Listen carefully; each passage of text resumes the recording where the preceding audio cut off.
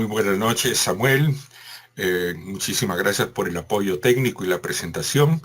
A través de ti, saludo a todos los miembros de Gaceta, especialmente al señor Nerio González, Edu González, los directivos de Gaceta Laboral, esta institución que nos convoca y nos acoge a todos los que estamos interesados en el tema del derecho laboral y de la seguridad social.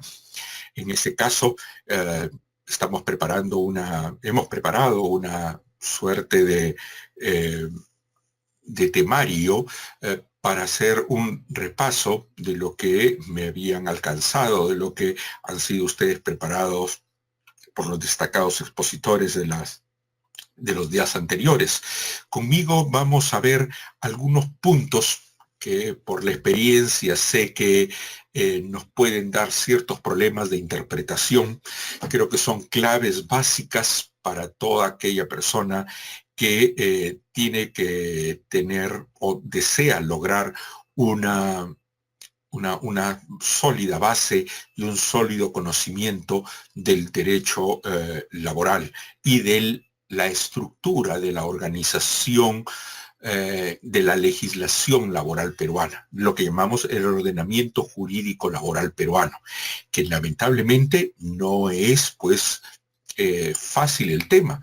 Nada es fácil, lo sé, en la vida, menos en el derecho y particularmente en el derecho laboral.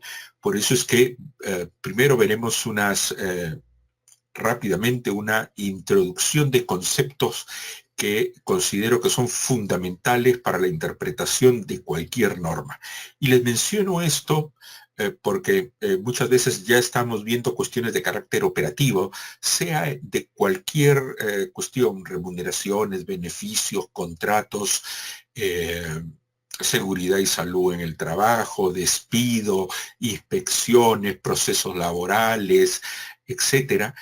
Pero hay conceptos básicos que están no solo en el derecho, sino en particular en el derecho laboral, lo que llamo claves de interpretación. Luego veremos de este rápido repaso de los conceptos claves, veremos la contratación laboral, veremos luego el discurrir de la contratación laboral, las formas de contratos laborales, aspectos o zonas grises en la contratación laboral, aspectos que yo llamo una suerte de espejismos que no hacen más que perdernos en el análisis cuando hacemos de una situación concreta. Luego veremos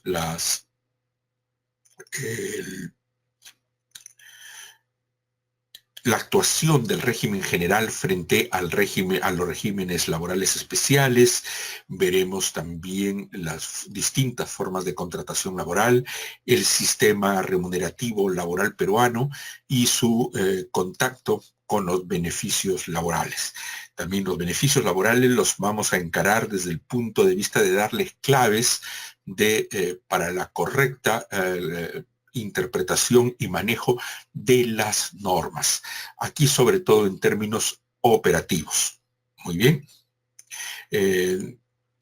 Creo que concordamos con los señores organizadores de Gaceta en que no solo era necesario una exposición de los temas claves para su curso y para la preparación que están haciendo para optar por un puesto en la Superintendencia Nacional de Fiscalización Laboral, sino que también dedicarle un tiempo considerable a la absolución de preguntas y consultas.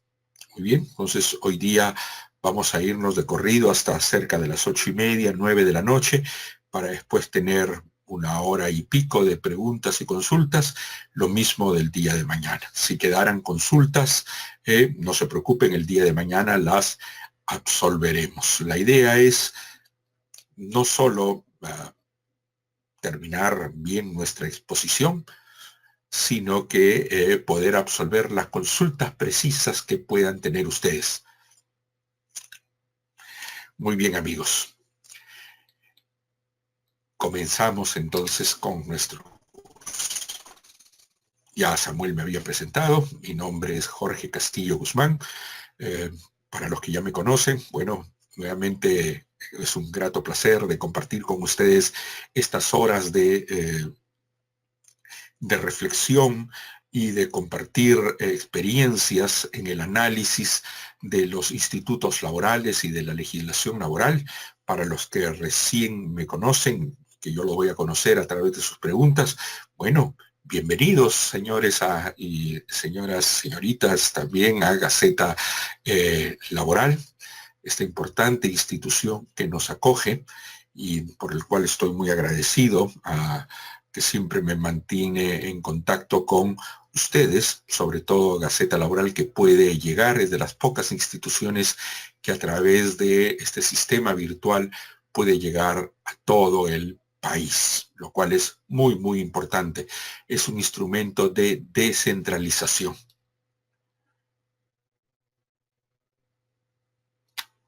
Comencemos. Nuestro módulo 1, la relación de trabajo. Veremos, como les dije, claves del derecho laboral. Segundo punto, existencia de la relación de trabajo, los elementos esenciales, elementos tipificantes e indiciarios, con aplicación del principio de primacía de la realidad. Y algo que no está en las normas, que no está muchas veces en la opinión de quienes nos dedicamos al derecho laboral, sino que la experiencia como consultor y asesor por un poco más de 20 años, sé que hay muchas zonas grises, precisamente en lo no regulado, o donde hay que integrar muchas normas, o habiendo sido regulado, normalmente tenemos dificultades en la interpretación de esa parte normativa, lo que podemos llamar zonas grises o de dificultad en la relación de trabajo. Muy bien.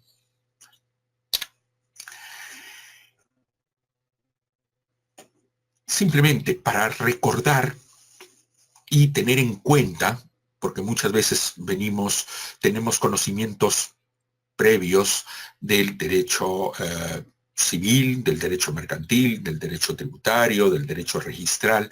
Bueno, el derecho laboral tiene una connotación muy, muy distinta y hay que cambiar, como se dice comúnmente, tendremos que cambiarnos el chip cuando entramos a ver cuestiones de carácter laboral, porque el derecho laboral tiene un marco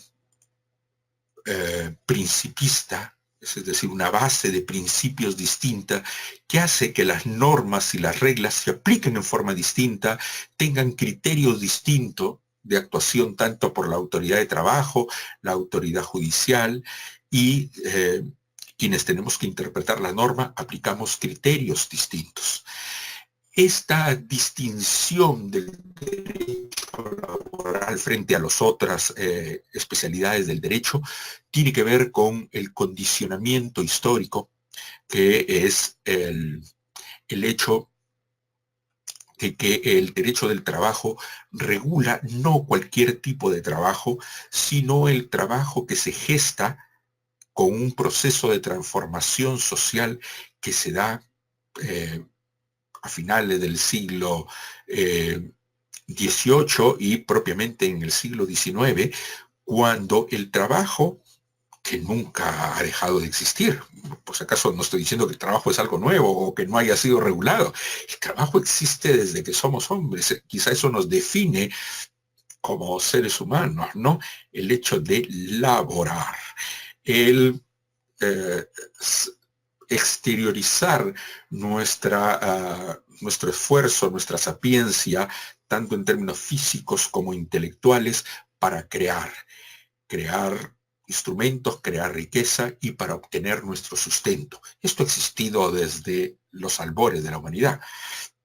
Lo que es distinto a partir del siglo, decía finales del siglo XVIII e inicios del XIX, es que esta forma de trabajo, de obtener el sustento, se ata con un movimiento socioeconómico, que son las revoluciones industriales, con la creación de enormes masas de trabajadores que salen del campo y van a laborar a un medio nuevo, que es la ciudad y el ente fabril.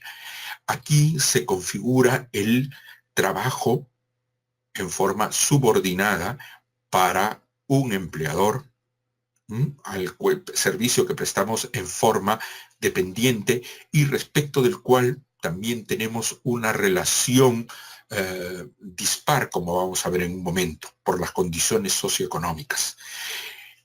El trabajo, así como les digo en esta forma, tiene un cambio sustantivo en cuanto a su organización, también en su regulación. El Estado entra a regular esta nueva forma de organizarse el trabajo y la economía en las sociedades europeas del siglo XIX, sobre todo. Bien, esto va de la mano también con el cambio de los estados. El Estado que van abandonando las formas autárquicas y monárquicas para irse convirtiendo en repúblicas e ir adoptando lo que se conoce como el Estado social de derecho, que termina por afianzarse ya entrado el siglo XX, después de superadas conflictos bélicos enormes, donde hubieron tragedias pues, humanas terribles. El Estado social de derecho es importante que lo mencione porque el Estado social de derecho pone en el centro de atención de la sociedad y del Estado mismo, no al Estado, no a la sociedad, sino al ser humano. Y la coincidencia con el derecho laboral es que en el derecho laboral lo que se regula son las relaciones por el cual en el mercado coincide la persona humana que vende, que pone en el mercado su fuerza laboral. Pero su fuerza laboral es indesligable de su persona, porque es un trabajo subordinado. Entonces, acá no es una compra y venta de servicios, de bienes, de patrimonio, sino del trabajo personal y subordinado. Esa coincidencia entre el Estado social de derecho y el derecho del trabajo van de la mano con la consideración también de que el derecho laboral y el derecho al trabajo y los derechos que se derivan de la prestación del servicio, como poner una jornada máxima, una remuneración, el derecho a la seguridad social, a la seguridad y salud en el trabajo, a los descansos remunerados, son derechos de carácter esencial, son derechos humanos.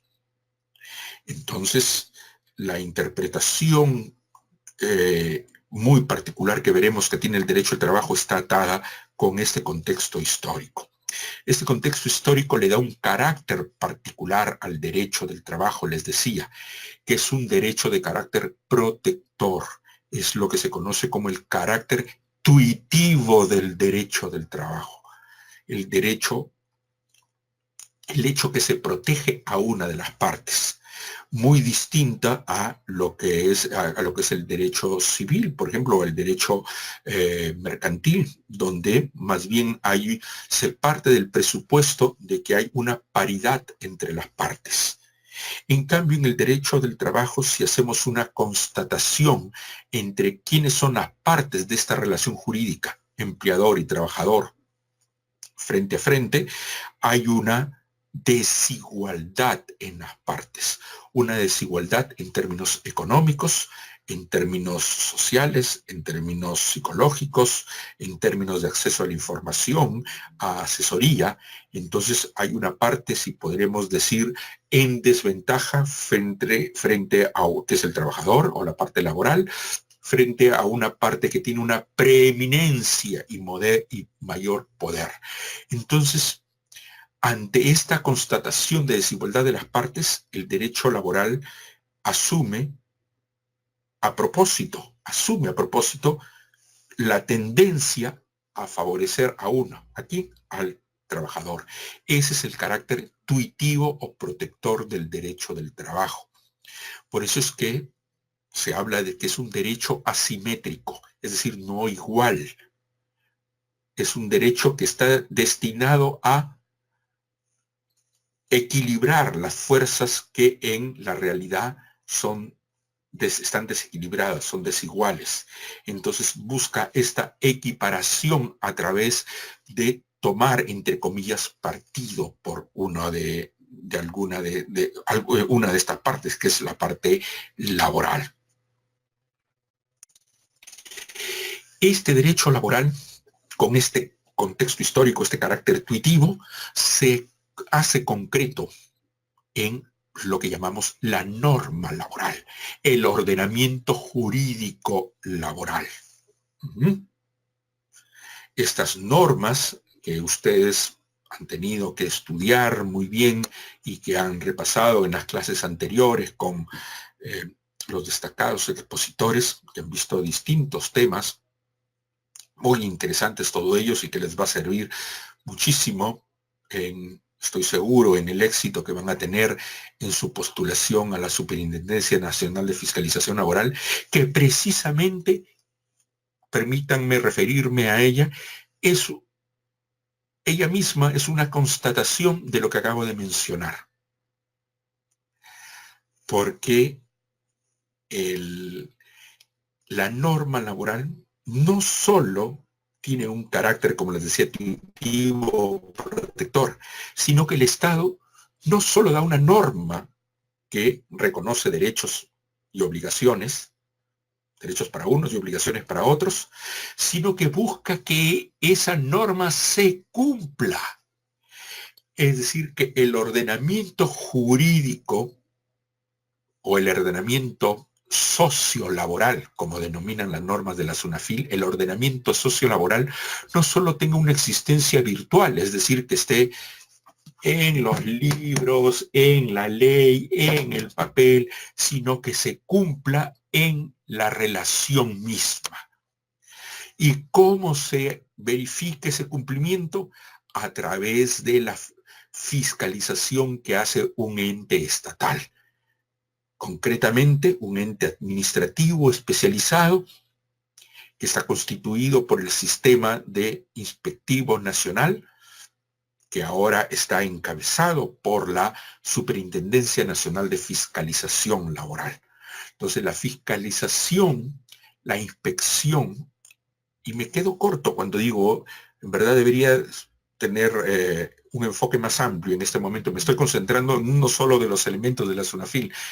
La SUNAFIL primero promueve el cumplimiento. Para ello capacita, da a conocer, instruye, informa a las partes y bueno, fiscaliza también y puede sancionar. O sea, no solo es una labor de fiscalización y sanción, también es una labor de divulgación de la norma laboral. Muy bien. Esta norma laboral tiene un carácter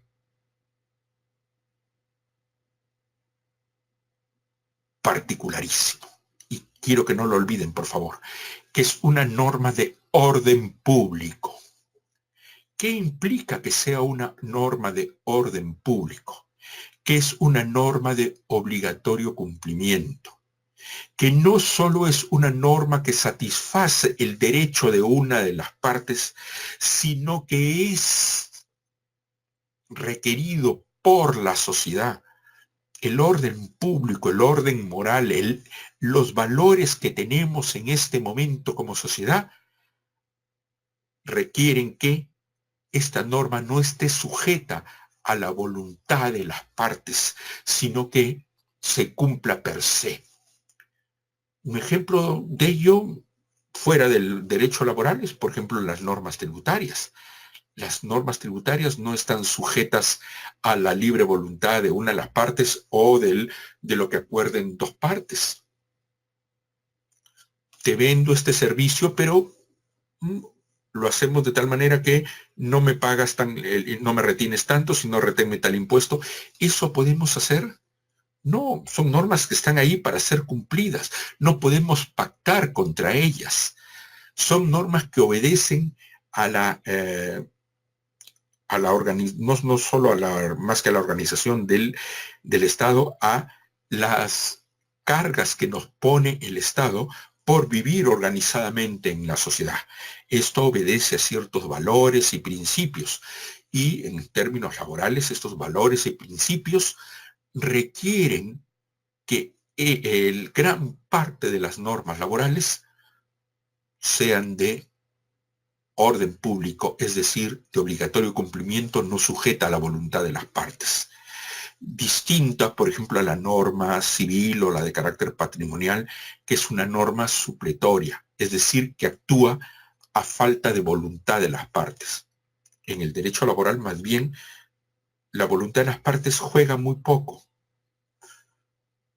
Juega por encima de lo que le permite la ley, pero la ley le establece márgenes o bien pisos o máximos, como vamos a ver, pero es de obligatorio cumplimiento. ¿Y qué contienen normalmente estas normas? Regulan derechos de carácter indisponible, es decir, que no cabe la renunciabilidad de ellos. Por ejemplo, no cabe, en principio, que yo preste un servicio subordinado en forma ad honorem, y que lo vemos a cada momento, sobre todo en casos particulares de empleados de alta jerarquía, o sobre todo cuando son dueños de la empresa o accionistas, ¿no? No, yo presto mis servicios, no quiero cobrarle a la empresa. Bueno, luego vienen los problemas tributarios, porque la remuneración sirve de base de cálculo para tributos que graban remuneraciones, o viene la SUNAFIL e impone una sanción por no haberle pagado la CTS, gratificaciones, vacaciones al gerente, porque al ser accionista lo hemos querido sacar del ámbito de la aplicación de la norma laboral, porque él mismo ha decidido renunciar. Bueno, no puede, porque son derechos de carácter indisponible. Claro, no todos los derechos son de carácter indisponible o son parcialmente disponibles, ¿no? Y están contenidas en normas de orden público respecto de las cuales no se puede pactar en contra, ¿no? Las normas laborales tienen una estructura para lo que nos interesa en esta clase, una estructura básica, llamemos, que establecen mínimos como la remuneración mínima vital o las vacaciones, que debajo de ella no se puede pactar, aun cuando querramos. O nos establece máximos, como por ejemplo la jornada máxima de 48 horas, respecto de la cual no podemos pactar más allá. Y entonces, las normas laborales establecen mínimos o máximos, y respecto de ello no se puede pactar en contra. Por eso es que les decía que la voluntad de las partes juega muy poco. Todas estas normas laborales están organizadas en lo que se conoce como el sistema de fuentes de derecho del trabajo.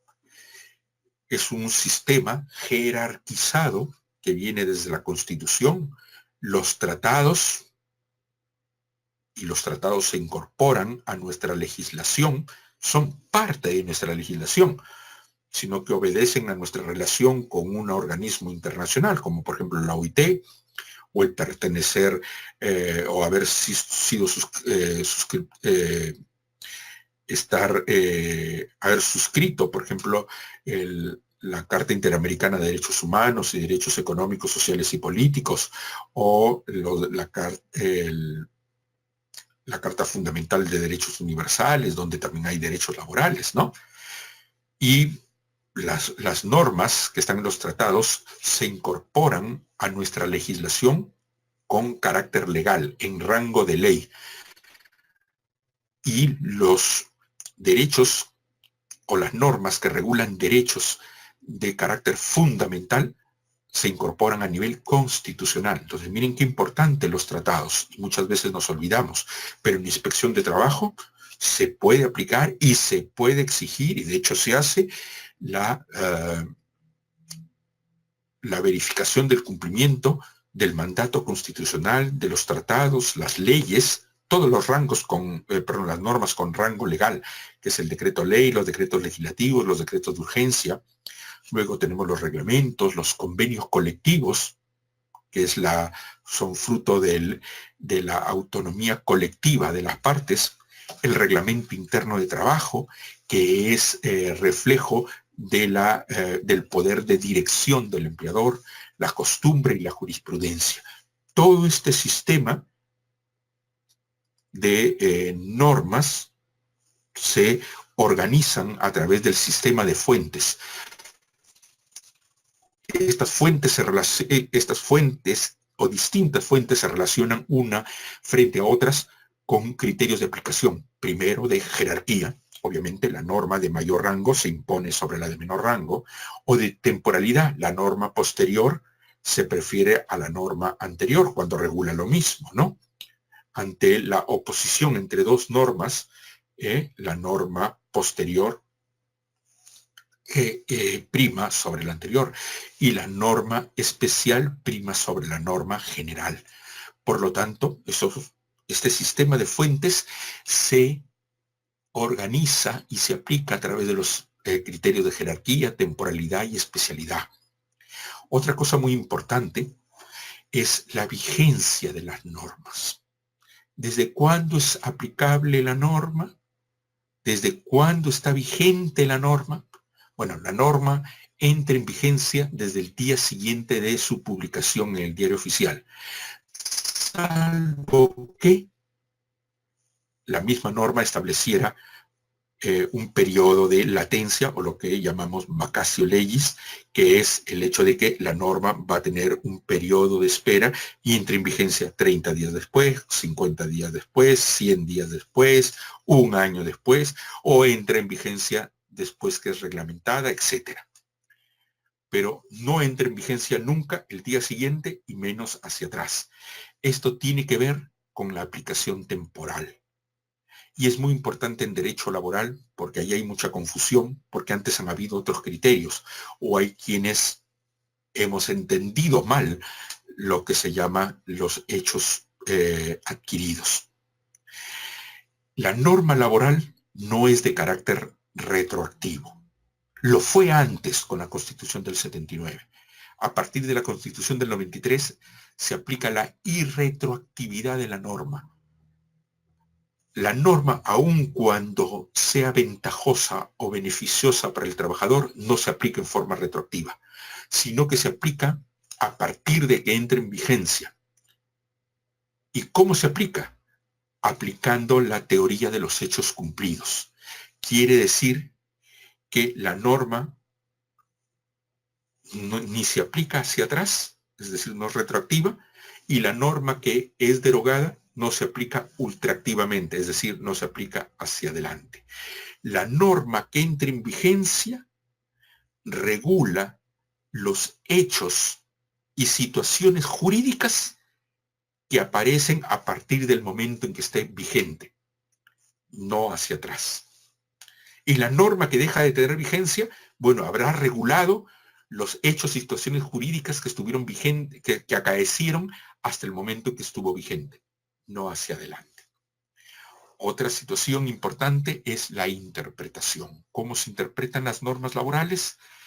Con el famoso criterio del in dubio pro operario. Cuando la norma tiene una duda insalvable en su interpretación, pero no es cualquier duda, tiene que ser una duda fuerte, insalvable, se aplica el criterio de que la duda favorece al trabajador. Además, consideremos que las normas que restringen derechos se aplican en forma restrictivamente y no se aplican tampoco analógicamente. O las normas que establecen prohibiciones o excepciones tampoco se aplican analógicamente ni ampliamente. Con esta breve introducción, recuerden mucho este sentido de la norma, porque no se imaginan las veces que ustedes, cuando estoy seguro van a ser inspectores, se encuentren constatando el cumplimiento de una norma y en ese momento, en una empresa donde estén haciendo una fiscalización, una empresa les diga, no, es que acá lo hacemos así porque es política de la empresa.